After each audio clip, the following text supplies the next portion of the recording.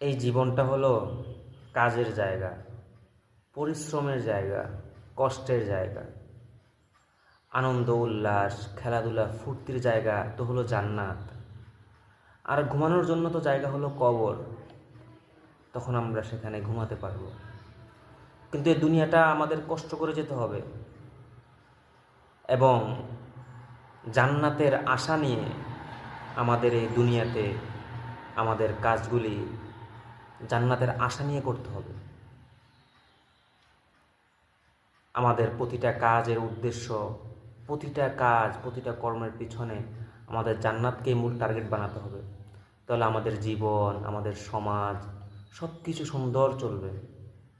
আমরা প্রত্যেকেই যদি আমরা জীবনটাকে এইভাবে গড়ি, জীবনের শেষ সাকসেস, সফলতাটাকে যদি আমরা জান্নাত রাখি, সুখ স্বাচ্ছন্দ্য আনন্দ উল্লাসের জন্য যদি আমরা জান্নাতকে রেখে দিই, তাহলে দুনিয়াতে প্রতিটা মানুষ সেই জান্নাতকে পাওয়ার জন্যই সে অবিরাম চেষ্টা করবে, কষ্ট করবে, পরিশ্রম করবে, সে তার ঘাম ঝরাবে, সব কিছু সেই জান্নাতকে কেন্দ্র করেই।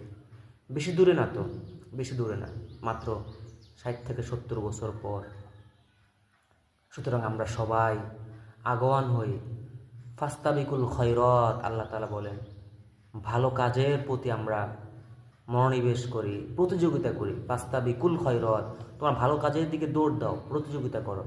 কারণ ভালো কাজের পিছনে তোমাদের দুনিয়াবি সুখ, এবং ভালো কাজের পিছনেই তোমাদের জন্য অবিরাম চিরস্থায়ী জান্নাত অপেক্ষারত আছে।